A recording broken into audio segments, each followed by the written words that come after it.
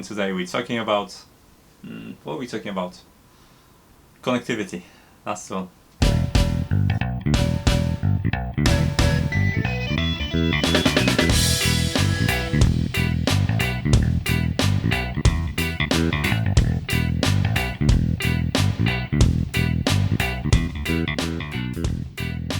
Hi, I'm Marc and this is NotEnoughTECH, and welcome to the fifth part of NodeRED tutorial for beginners.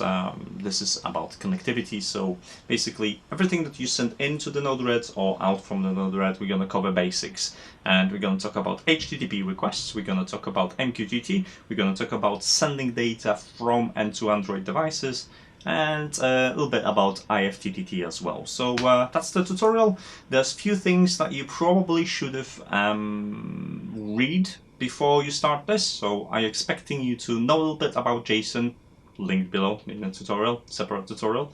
I expect you to know a little bit about NodeRED Security, also linked below. Watch the previous tutorial about processing data. It's going to be easier for you to intake what I'm about to show you. And I think, yeah, that's pretty much it. If you watch the previous one about processing the data sent between the nodes, you're going to understand a little bit more what we're doing here. And I guess let's get started. We're going to start first with HTTP requests. HTTP requests can be sent from so many devices that it's hard to include everything.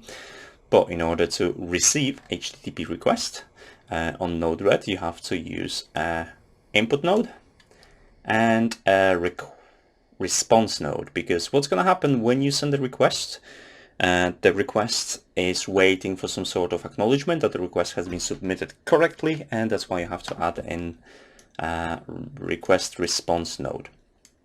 Now, depending on what kind of request you send, I'm just going to explain briefly post and get. Post is when you want to submit information to a server.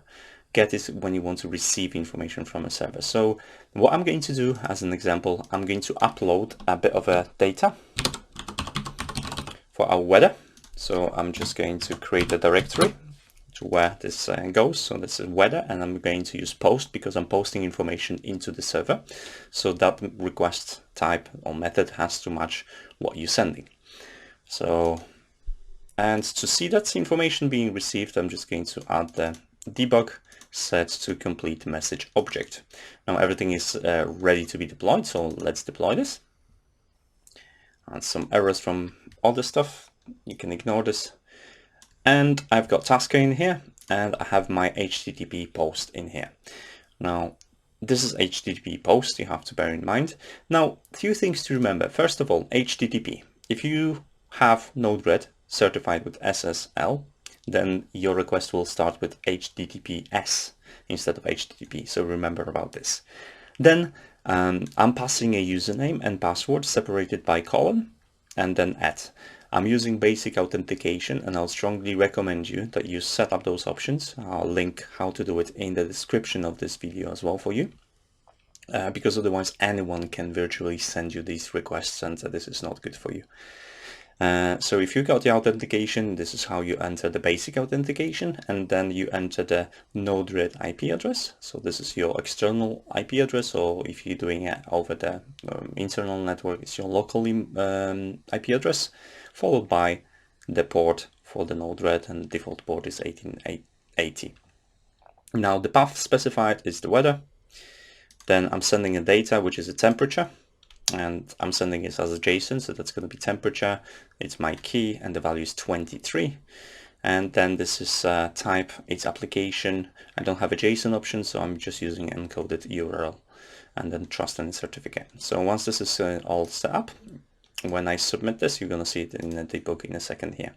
So this is my object, message object, and in a payload you'll see I have a temperature, and the temperature is 23, and I can use that freely to process it in my setup in the NodeRED.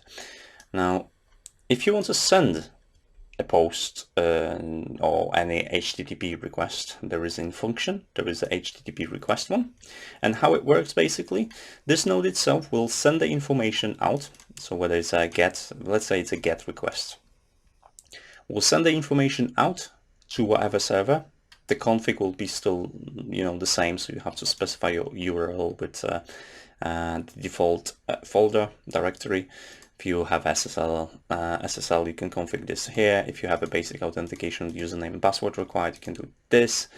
And then that response will be passed over to the next node. So once the HTTP request has been completed successfully, that message received is going to be put into a message object and sent as a payload or as an entire message object to the next node. Now you can also configure this this node, the HTTP request node. You can configure it in a function. So if you go to, for example, if you use the function node and connect it here, you can set all the properties. So if you want to have message.url, and that's your URL here. And you can configure each part of that HTTP request according to these instructions here. So if you want to pass URL, this is how you do it. If you want to specify the method, this is how you do it. If you want to add custom headers, sometimes they're needed for authentication, you can also do it here. So that's basically how do you deal with requests. I've shown you how to send a request from Tasker.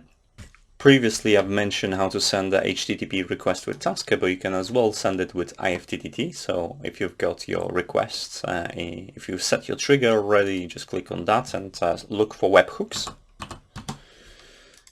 And webhooks allow you to make a web request.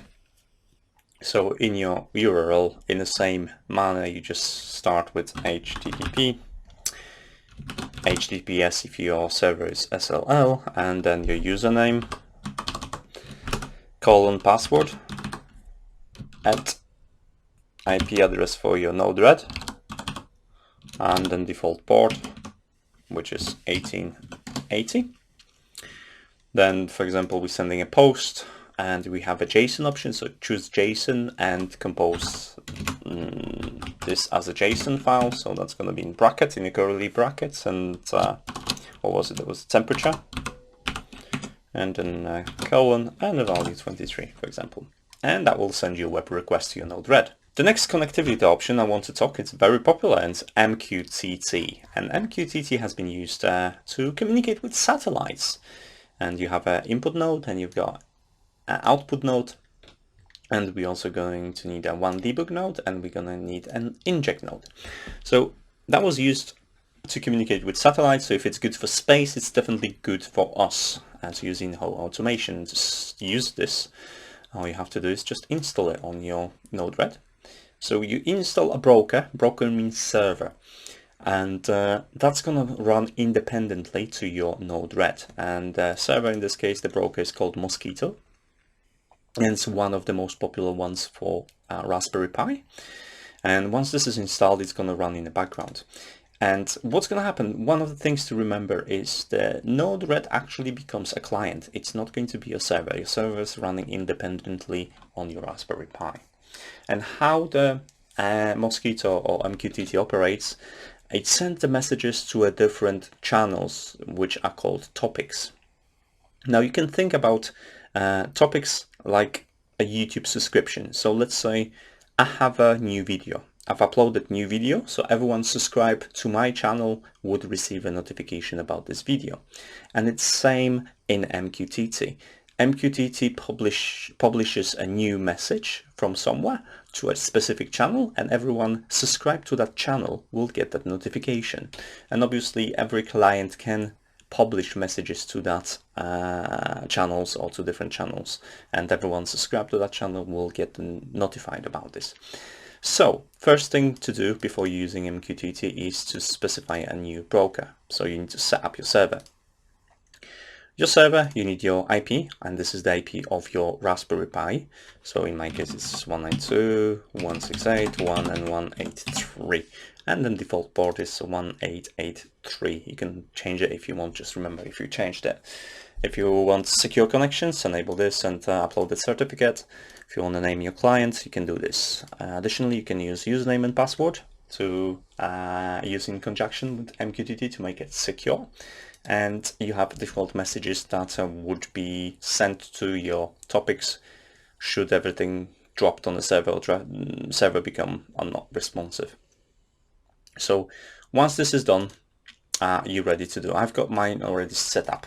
So let's create a topic, and the topic's gonna be, let's do the weather. So I've got a topic weather, and I've got some options for quality of service. What is quality of service? Those 3 levels of sending messages. On the level 0, the broker will make no attempts to make sure that the message has been delivered. So we'll post a message, and anything online will receive the message. If the message times out and your device comes online after the timeout, it won't receive this message. Now, quality service 1 means that a broker will make sure that any subscribed client will receive message at least once. So I'll publish, and everyone that received the message will receive the message, but there might be cases when the message is going to be duplicated and sent more than once, but it's going to be sent at least once. And on the level 2, which is the highest level, broker will communicate with every device, even once the device was online, after coming online, will communicate and make sure the message has been sent and received just once. So if the message is crucial and you don't want to duplicate, this is the quality of service to use. So we've got that done. Let's connect it to a payload, because this is an input node. So anything sent to a weather topic is going to be received by us. So I'm going to keep it as it is. And this is output node. So this means that we can send something. And let's specify the weather topic here. And we're going to send temperature. Let's send a JSON file, so I could show you something extra as well. So we're sending a JSON file like we did before. The key is temp event, and we have 23 degrees, and let's issue humidity.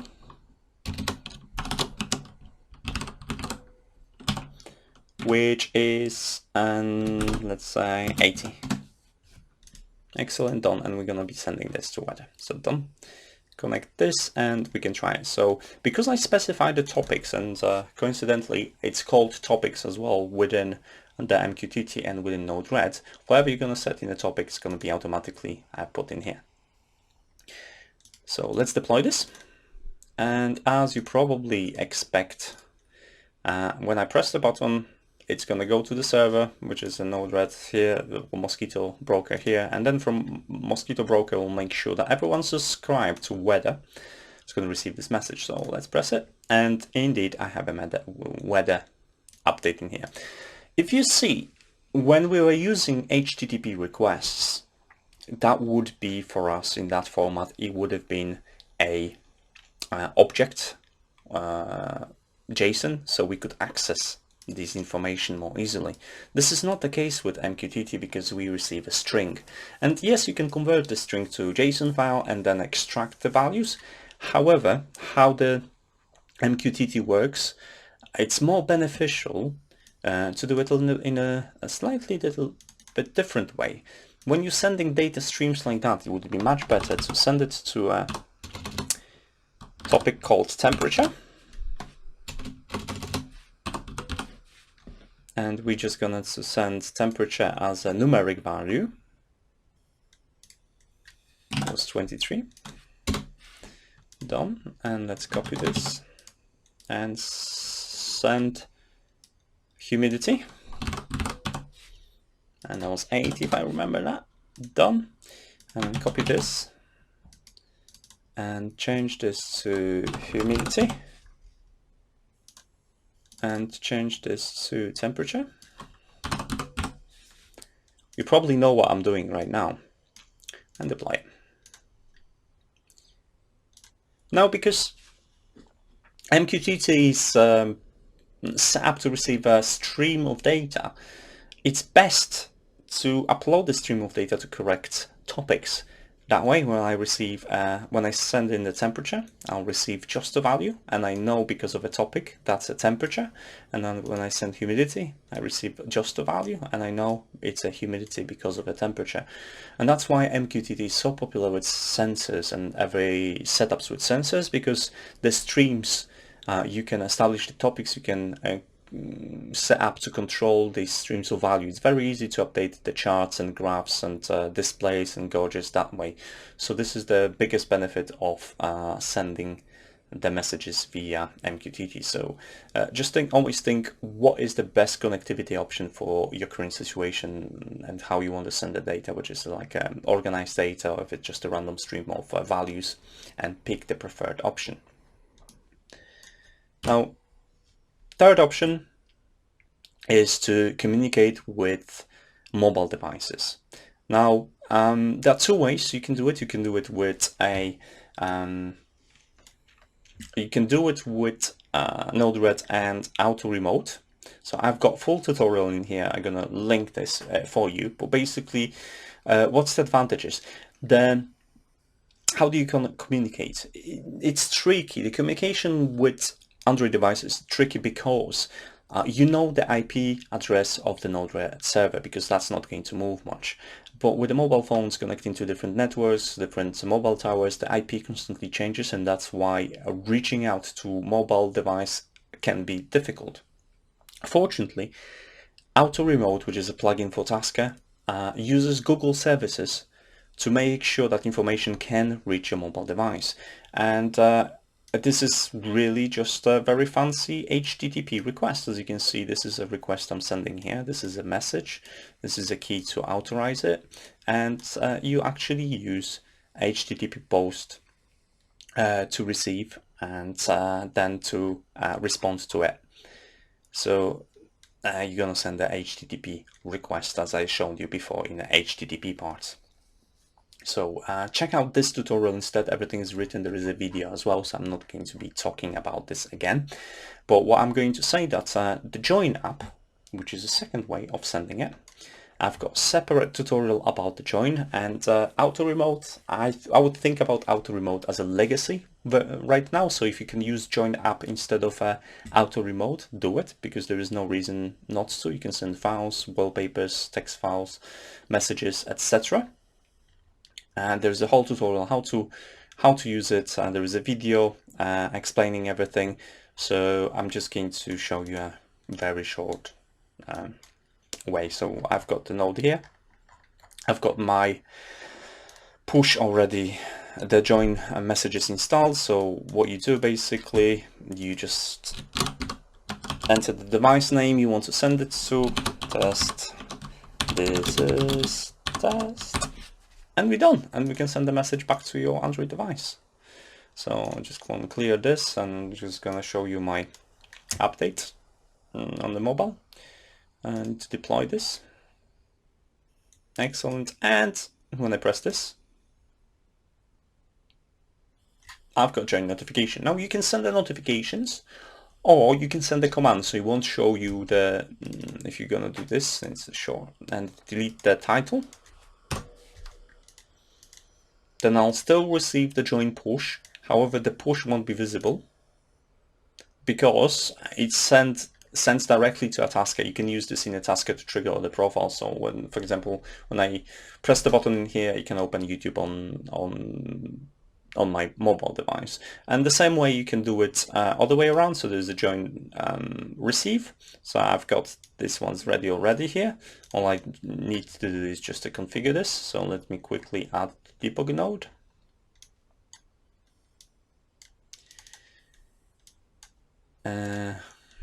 And we're going to add the server. Done, and test. Because this is what we're going to be looking for any messages that are spelled with capital test. Okay, deploy this. Excellent, clear the debug. And when I press play, I've got my command test, which is an object, and it's easy to receive. So I can send any information from Tasker. Let's say you got some text message and you want a response to it, or any data from a Tasker, it can be sent directly to your NodeRED, or you can set up some complicated commands. As an example, I actually have, and this is what I'm going to talk about later.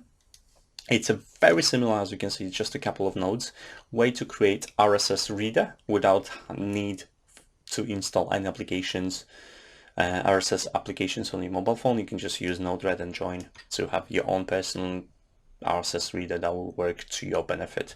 So this is something I'm going to talk about in the next tutorial, probably tomorrow.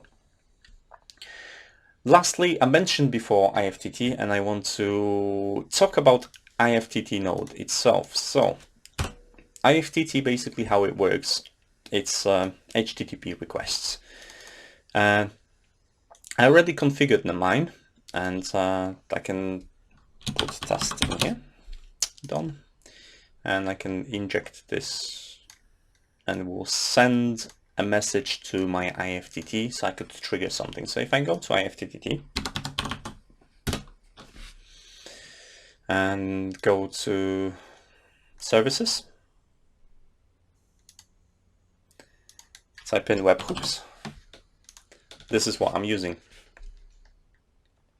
So to configure the node itself, you have to go to settings, and in here there is a special key that you're going to use in a NodeRED, and that's your key to authorize it. And basically what it's going to do, it's going to send HTTP request with the event name, whatever you're going to ask for, to your account.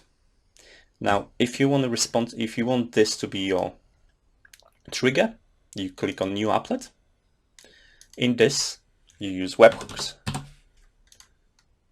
You click on the webhook, and receive a web request, and then test as we used in here, and that's it. And that's the way you're gonna receive trigger IFTTT from NodeRED. Obviously, I've shown you already how to send a webhook request from the IFTTT to NodeRED, so you know already how to do it all the way around. Right, that should get you started, especially with HTTP requests, with sending information to and from mobile Android devices. Sorry, Apple guys, but it's not really our thing. And IFTTT integration and MQTT, which is our favorite in terms of sensor data, because they're brilliant for sensor data. Now, in the next part, we're going to talk about function node more. So I'm going to introduce you a tiny little bit. I don't know much about it, to be honest, but tiny little bit that I know about function node and how to program function node with JavaScript. So it's going to be more coding based tutorial, sorry, but if you want to learn how to process data in a clever way, that's probably going to be very useful to you. So that's the 6th part, and in the last part we're going to talk about tips and tricks for the NodeRED. So if you want any of that in a written form, there is an entire tutorial I wrote, so please don't ask me that I said something too quick or whatever. You have resources in the description. Please click on it and use it. If you're looking for any tutorials that's been mentioned during this tutorial, it's going to be linked over in the description as well and in the follow-up article. So check that out before asking me any questions, and thank you so much for watching. If you don't mind, hit the like, subscribe, follow me on social media if you want to have a notification. The next probably is going to be Monday. I'm trying to have some sort of schedule here. It's hard, but I'm doing my best. And so far it's been like 5 weeks and I've managed to do it every Monday. I'm so proud of it. I guess I'm gonna see you in the next video then. And yeah, if you want to buy me a coffee, there's a link for that. If you want to support me on Patreon, there is a link for that as well. See you then. Bye.